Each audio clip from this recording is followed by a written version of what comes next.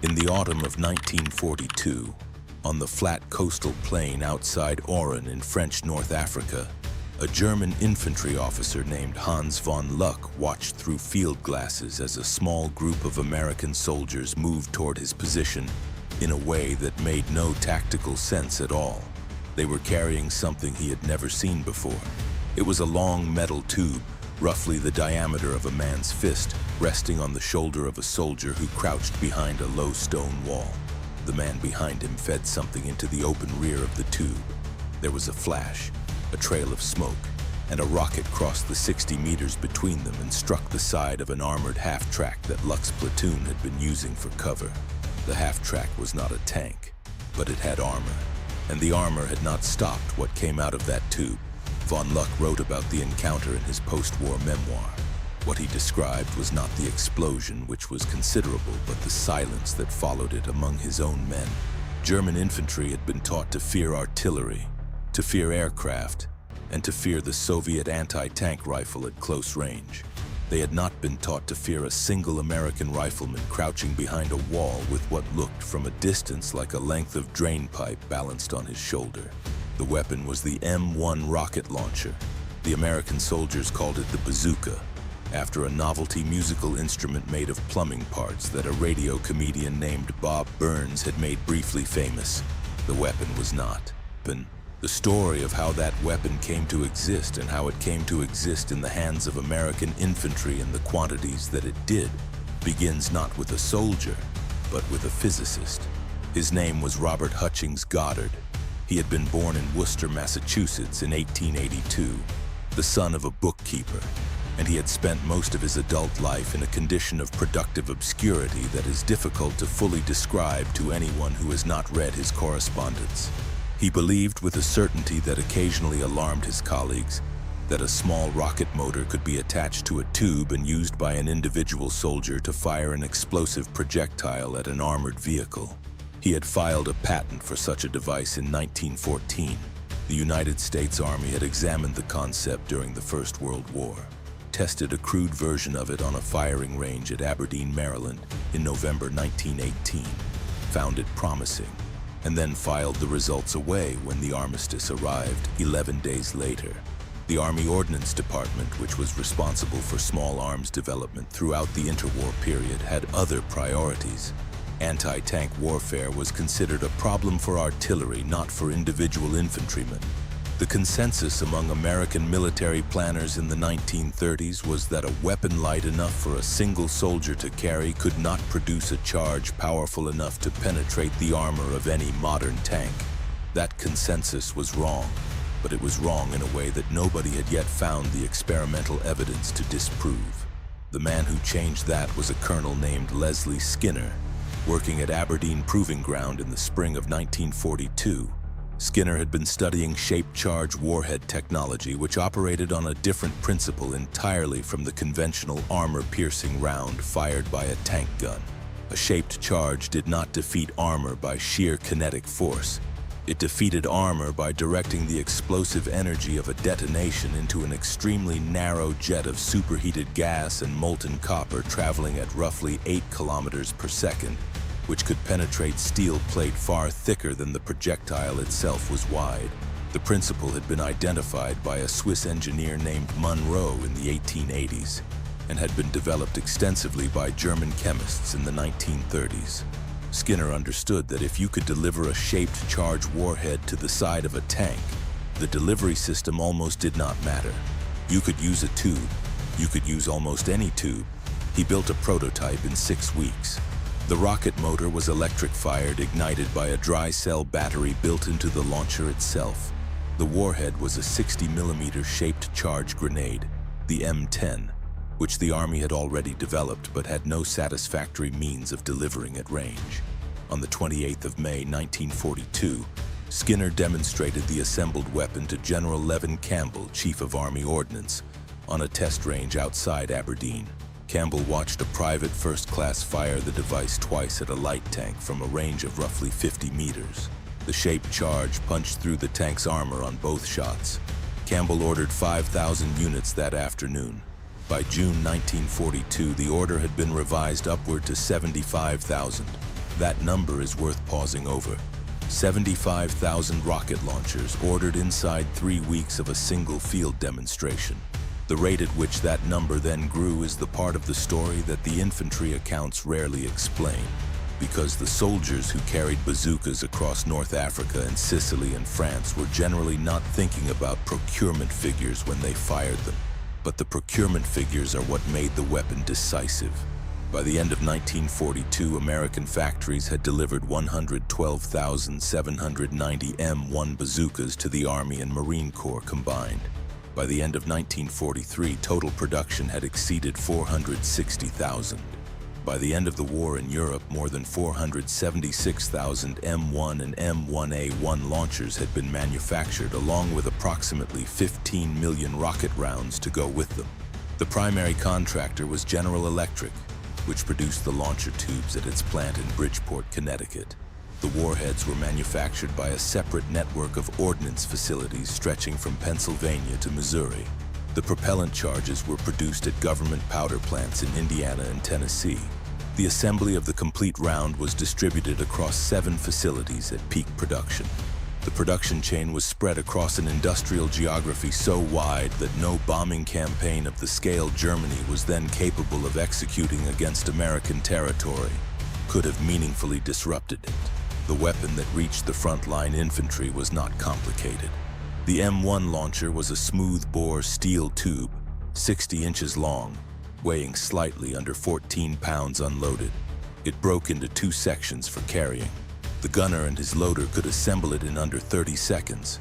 The shaped charge rocket had an effective range of roughly 120 meters against a stationary target, somewhat less in combat conditions, and it could penetrate approximately 75 millimeters of homogeneous steel plate. That was insufficient against the frontal armor of the Panzer IV at most combat ranges, and essentially useless against the Tiger I under any conditions. But German infantry had no such protection at all. This is the part that the armor-focused histories of the anti-tank war tend to underemphasize. The bazooka was extraordinarily effective against everything that was not a heavy tank. Half-tracks, armored cars, light tanks, bunkers, machine gun positions built of sandbags, field fortifications, artillery pieces, and the thin-skinned supply vehicles that kept any infantry force alive in the field. All of these were within the bazooka's operational capacity. A shaped charge that could not defeat 75 millimeters of face-hardened plate could still kill every man inside a half-track, destroy a field kitchen, collapse a log-reinforced bunker, and ignite the fuel load of a truck at a range that kept the gunner well outside the effective range of a pistol or submachine gun. German infantry operating in mixed formations with armored support discovered during the Tunisia campaign that a pair of American soldiers with a single bazooka could effectively negate the protective value of the armored vehicles around them, because the armored vehicles could no longer move freely without exposing their flanks and rear. The German army's response was to develop its own version. The Panzerschreck, which entered service in the autumn of 1943, was almost directly copied from captured American bazookas, enlarged to 88 millimeters to give it a warhead capable of penetrating the frontal armor of medium tanks. German soldiers who used it found it heavier, more cumbersome, and more physically punishing to operate than the American original, because the larger rocket motor produced a backblast that required the gunner to wear a face shield.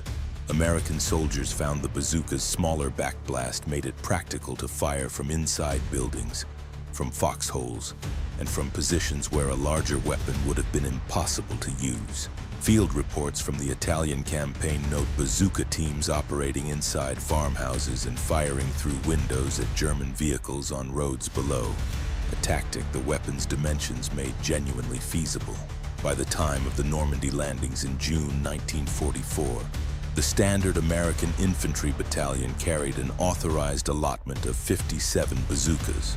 The actual numbers in many units were higher, because the weapon was light enough and cheap enough that quartermasters had developed a habit of issuing above authorization quantities without formal request. German infantry units landing in Normandy facing those squads were equipped with the Panzerfaust, which was a simpler and in some ways more effective single-shot disposable weapon. but which was produced in much smaller numbers per infantryman and could not be reloaded in the field.